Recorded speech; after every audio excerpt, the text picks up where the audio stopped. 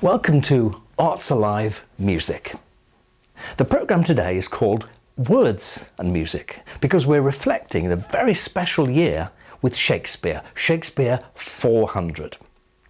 On Sunday the 10th of April at 3 p.m. at St George's Hall, myself and the Orchestra dell'Arte are going to be performing a concert, and part of that concert is the overture to Mendelssohn's Midsummer Night's Dream. So, why words and music? The great opera composer Richard Strauss wrote an opera called Capriccio. He subtitled it A Conversation Piece. And in the opera, two of the characters, one is a poet, one is a musician, argue furiously about which is the most important, the words or the music. Well, to discuss this, we went to see theatre director Anne Warr. We didn't always agree. You've had a marvellous life in the theatre. I believe so. You're known as a theatre director and an examiner touring worldwide. Mm-hmm. How did the magic of Shakespeare first hit you? What happened to get you so hooked? I was very lucky. I had a mum who loved it. So from being very small, Shakespeare wasn't this sort of special person that does different things. Shakespeare was just part of poetry, history, life. Mum also directed locally, so that was part of it. And then I was lucky enough at the grammar school to have a teacher who also loved Shakespeare. So I was just very lucky to be with people who I suppose inspired me. And then the very first time I actually acted in Shakespeare, it was first year at the grammar school, and I was Puck in Midsummer Night's Dream. So, yes, and then it just developed, and I love the language. I love the drama because, to me, absolutely everything that's in life is in Shakespeare. There's always a quote Comedy. that fits every situation. Absolutely, yes. Though I do have to say, I've never been good at quoting. I've had friends who, they can pick up from anything and quote, and I've never been able to do that. But no, it's lovely, and I'm also, I love history, and although Shakespeare was not very good at his history, I still like being able to imagine things in context. And all that is just part of an overall love of it, I suppose. But I love the drama. Is it the sound of the language? To a great extent, yes. Unlike you, if you'll forgive me, although I did play the piano, to me the sound of English language is actually very, very, very musical. And to me it also is fluid. It's the assonance, the consonants, you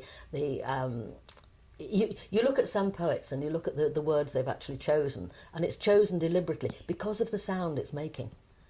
And I don't know where that came from. I have no idea, really. It's just me. I also love the comedy in Shakespeare, and whereas a lot of people will say, is this supposed to be funny? I'll say, yes, look at that bit, look what he meant. I love the fact that we laugh at the same things now that they were laughing at in 400 years ago. Yeah. Well, you see, and again, we do laugh at the same things. We do indeed. And I think it's also amazing that he was a man who wrote for all social backgrounds.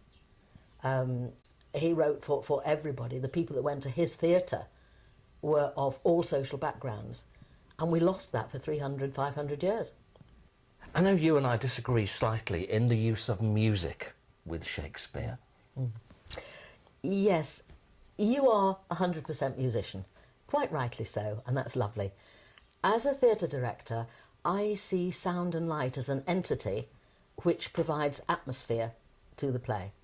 It can provide the background atmosphere itself, it can provide an additive to a character's emotional side, but to me, the whole thing is an entity to add to the storyline. Whereas with you, music is very definitely the main thing. And as a theatre director, the trouble often is balance. And I'm going to be very rude and say that there have been times when I've not managed to get musicians to balance. They are so full of the richness of music, quite rightly, and what it can do, that suddenly they are making something that is overpowering and is no longer part of a whole. I think that's where the difference lies sometimes. It's interesting, though, to see how you are talking about the music and lighting as being a complete add-on. Oh yeah. Oh no. Oh no. No. No? No. No. Have I got that wrong? You have absolutely yes. To me, music and lighting can add absolutely everything to something. But you said add again, as if it's Yes, I did. separate. Well, when we're doing theatre, we're all starting from a script, unless we're improvising. But we're starting from a script, so the script and the words are the origin. Or the middle. And everything else. And then everything else is being added, including the actors. Including the actors. But we're all working from a script. And what we're eventually trying to do is bring the ideas, the characters and the storyline of that author to an audience. And we're communicating that story. And we're all doing, the actors, the music, the sound, the light, the props, the designers. We're all a company that are bringing that story and communicating it to an audience. And as a director, that really is my job to see that that happens.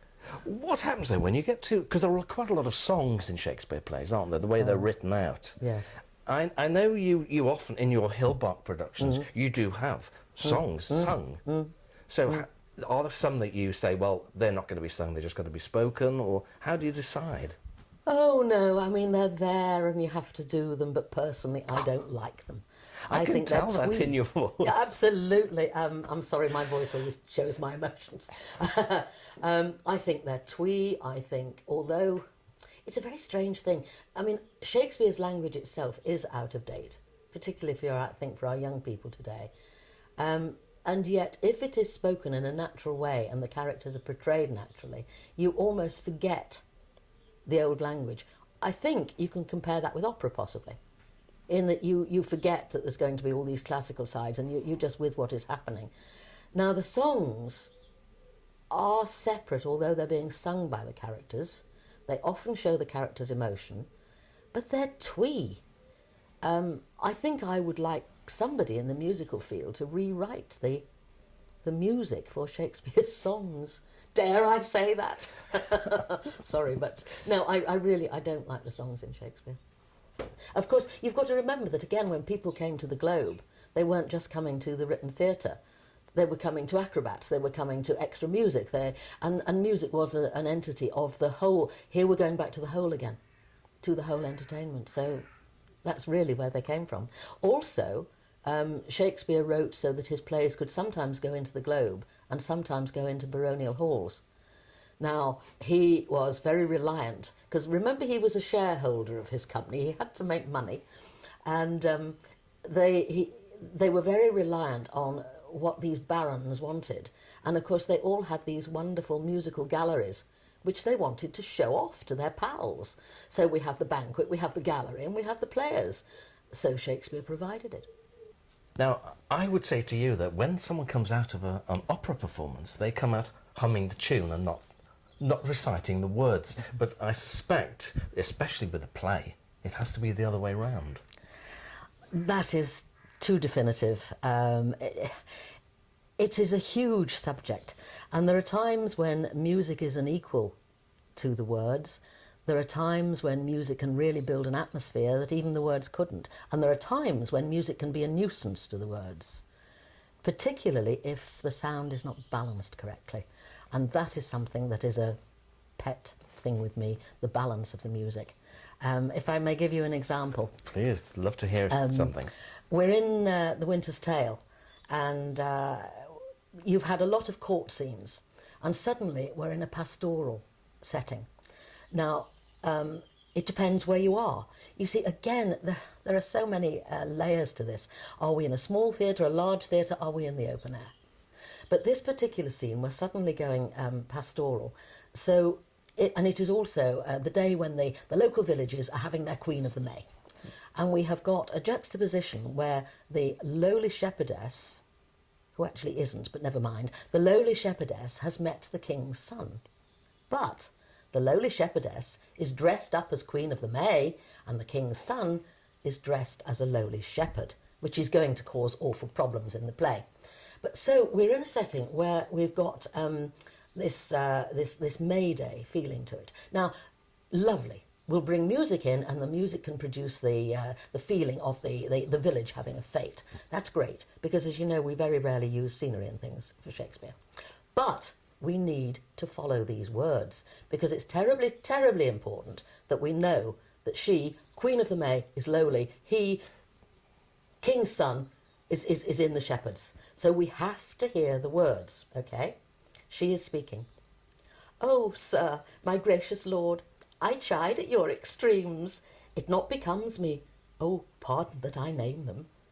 Your high self, the gracious mark of the land, you have obscured with a swain's wearing. Oh, and me, poor lowly maid, most goddess-like pranked up. I should blush to see you so attired." It is incredibly important that the audience get those words. It's also important that we set the scene. Now, if the music is not balanced correctly, we don't hear those words. And if we haven't heard those words, it's pointless. it's gone. The storyline has Because the fact gone. that they're in the opposite costumes Yes. is lost completely. Yes. So we've lost the storyline. And in no way can we lose the storyline. So, words or music? You decide. In the concert that the Orchestra dell'Arte will be playing at St George's Hall on the 10th of April, the main work will be the Violin Concerto by Mendelssohn. Now, the soloist in the concerto will be playing it on a very old instrument. And that's an interesting discussion amongst musicians anyway. Which are the better ones, the old instruments or the new instruments? After the break, we're going to ask that question of a real expert.